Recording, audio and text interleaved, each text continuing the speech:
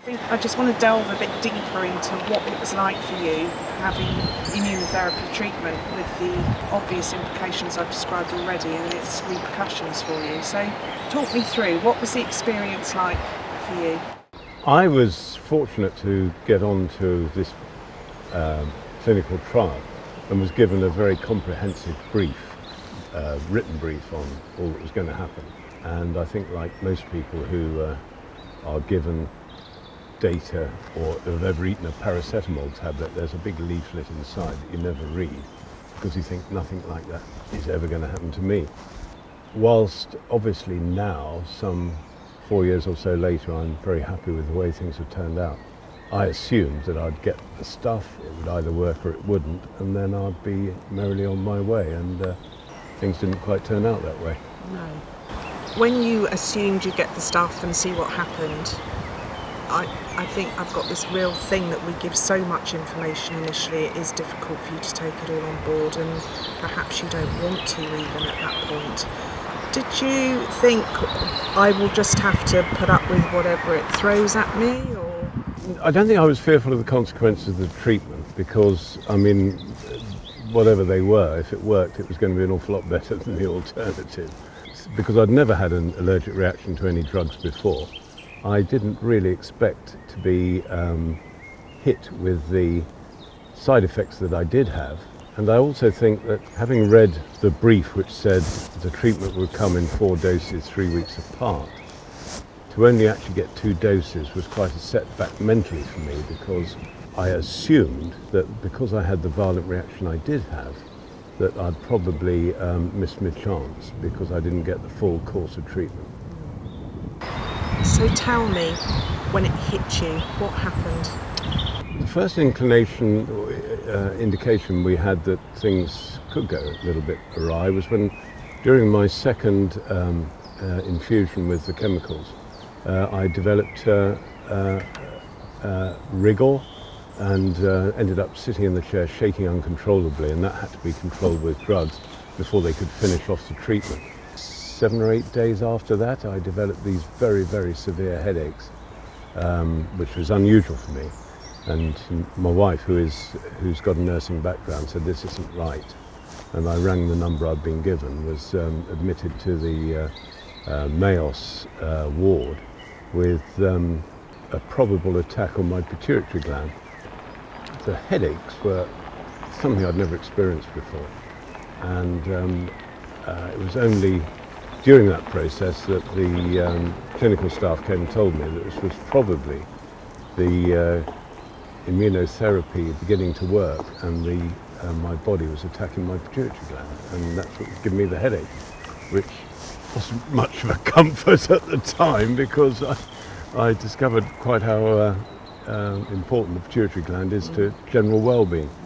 But that was the first indication of a side effect, and I always remember Professor Ottensmeyer telling me, he said, "That's all right," he said, "when the headaches go away, it'll mean we've destroyed your pituitary gland and you'll be feeling better," which duly happened, of course. Yes. And those headaches, when you had them, did anything relieve them? Cannot recollect any of the drugs I was given really did very much. I was pretty much out of it for at least 2 or 3 days. I mean, just this violent banging away in the right-hand side of my head, you know, and it was particularly uncomfortable, but it did go away. Before you heard that it was probably your pituitary gland causing problems, did you have fears did it make you wonder what else was going on? To be honest, it was initially, I didn't associate the headache with the treatment. It was only when I was admitted and everybody got in a bit of a flap that I realised that this was probably associated with the immunotherapy. And if Judy had prompted you to get it looked at, would you have done, do you think? I suppose eventually I'd have probably ended up collapsing, or the headache wasn't something I particularly expected to get. But she, as we talk on, throughout the process, she was always one step ahead of me in recognising that things that came up and happened were things that were important. But just in terms of a headache, we all get them. We don't all get them quite as bad as that. Indeed not. And What happened next? About 4 or 5, 6 days later, I started getting diarrhea, which is again something I very, very rarely suffer from. You know, we found some incredibly out-of-date Imodium in the cupboard, and I took a couple of those. When they didn't really work the first time, Judy said, "You got a phone?" So once again, I phoned the Mayos, and they said, "Come in." This is really the start of a fairly long process of recovering from some pretty severe colitis, which was again a side effect of the treatment. So you were admitted fairly soon after the diarrhea started. Yeah. And how long were you then in hospital with that on the first occasion? I think the first occasion I was in about, I can't remember, 4 or 5 days perhaps. I started on steroid treatments, which dampened the whole effect down, as happened on a number of occasions throughout the next 3 or 4 months. I would be apparently getting better. 4 or 5 days later, it would all start up again, and this became a bit of a cycle really over the next 4 months. And at its worst, how often were you going a day?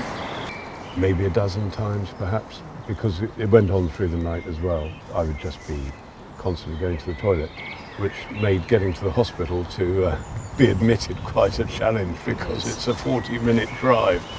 And I know you've told me that on dog walks you had to be prepared as well. When I was discharged, the one thing I vowed that I would do is try and live as normal a life as possible. And we've got a dog, and dog walking's always been one of our great pastimes.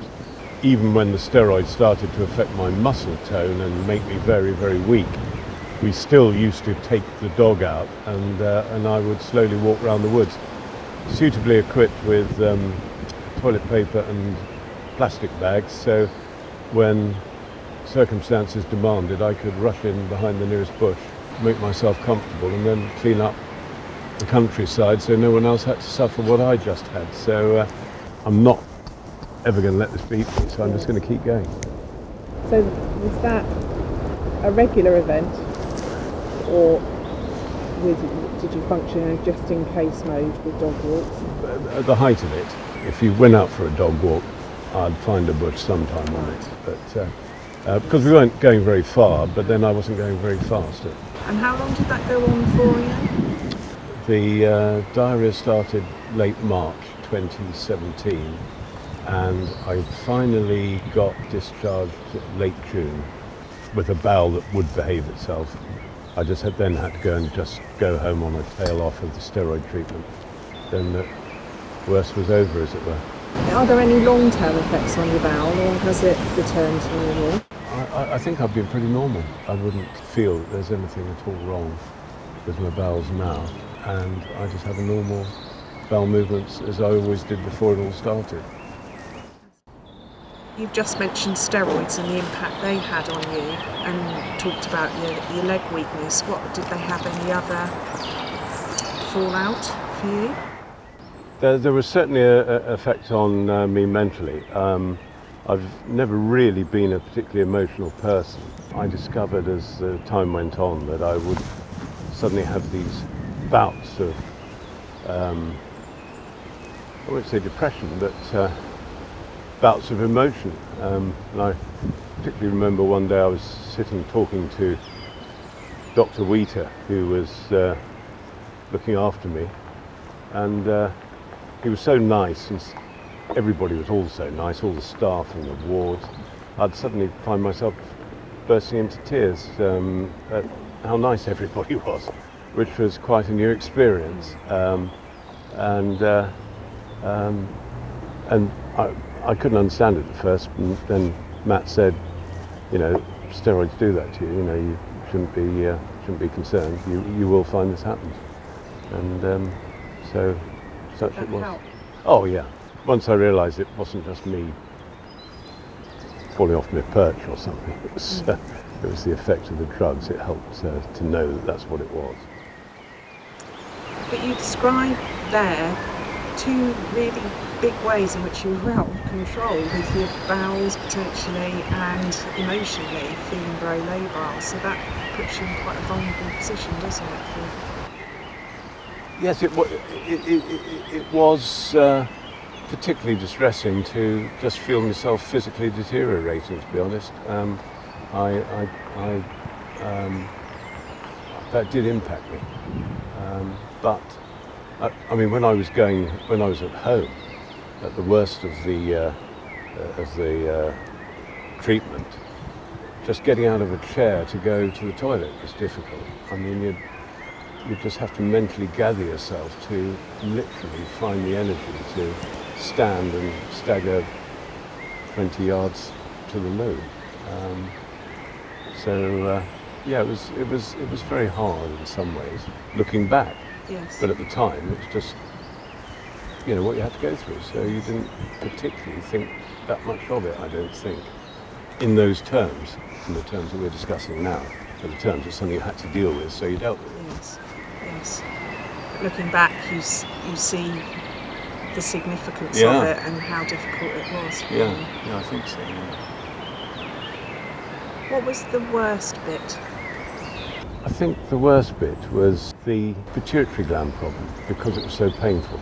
Although on one of my visits to hospital, when I was put into isolation because I'd been diagnosed with paraflu, I acquired a cellulitis infection in my feet, and all the flesh came off my toes, and literally they were red raw, and the pain was excruciating.